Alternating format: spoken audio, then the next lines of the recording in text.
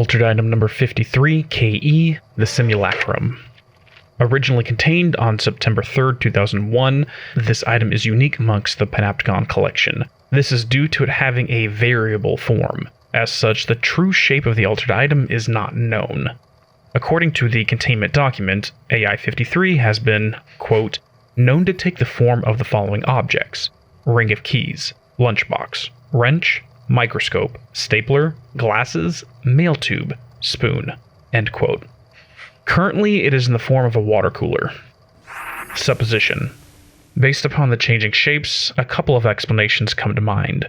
Either A, the altered effect is simply that it shapeshifts into other objects, or B, this is the case of an altered item that has not decided what specific form it should take, almost as though it is still trying to figure out which of the aforementioned archetypal images it should settle on. There is no evidence to support one hypothesis over the other at this time.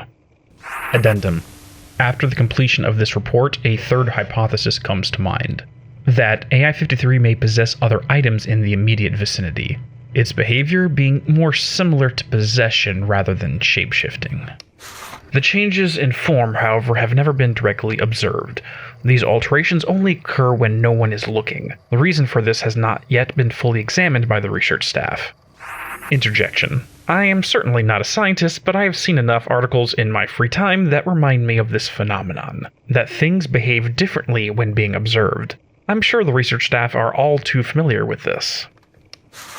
The Simulacrum was originally discovered within the oldest house itself. Identifying the source of its genesis has proven unproductive. Whether it originated within the house itself or was brought in from the outside was never determined. Part of what made this so difficult to isolate is the constantly changing shape and its ability to move around the room upon each form change. Quote, the item is capable of limited physical movement, repositioning itself whenever it changes form, end quote. This, combined with the fact that AI-53 adopts the form of random items in its immediate vicinity when these movements occur, makes it certainly a slippery one. Inquiry.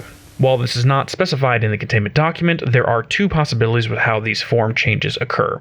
Either Hypothesis A, AI-53 duplicates a random archetypal object already in the room and then relocates to another position. Or Hypothesis B, AI-52 simply takes over a random object in the room, hopping between vessels, so to speak. If this is the case, then housing this item is difficult. Let's say a Bureau agent walked into the containment cell without the proper protection. The Simulacrum could simply shift to occupy a wallet in the agent's pocket. Without knowing, the item would be walked out of the containment and disappear into another random item. Of course, this scenario would only occur if Hypothesis B turns out to be accurate. With that said, it is possible to identify the object easily enough. Quote, reciting formula I.14 or I.32 causes the item to reveal itself by shuddering. End quote. Another example of AI-14 and the formulas that come from it showing their usefulness. This concludes my report on AI-53, the Simulacrum.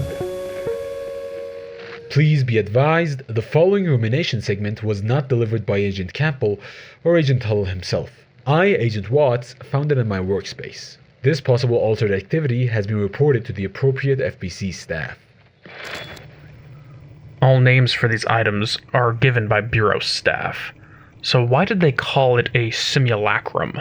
Seems an oddly specific title with a lot of context behind it. A simulacrum. An imitation of something it hopes to mimic. A simulation of reality, but not reality itself. It has been over a decade since I took a philosophy class, but I faintly remember this.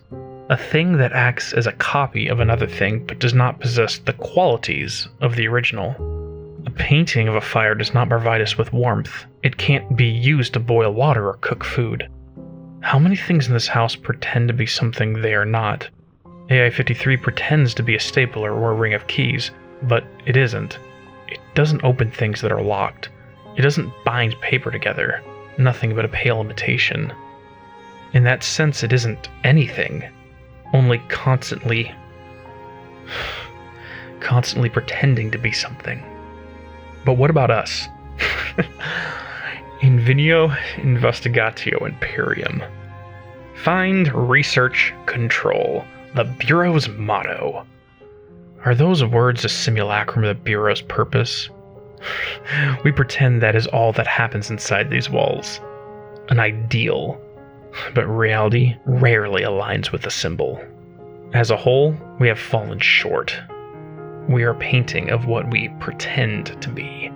How many corpses rot inside this house because we can't tell the difference, either by willful ignorance or corrupted faith? What happens when we can't tell the difference anymore? The line between objective and subjective blurred. And what about me? When the HRAs briefly failed, that image of myself faded with it. The shell I built, that coat of paint, melted away. Now I feel like the frightened kid I was so many years ago. After that night... No, I can't become him again.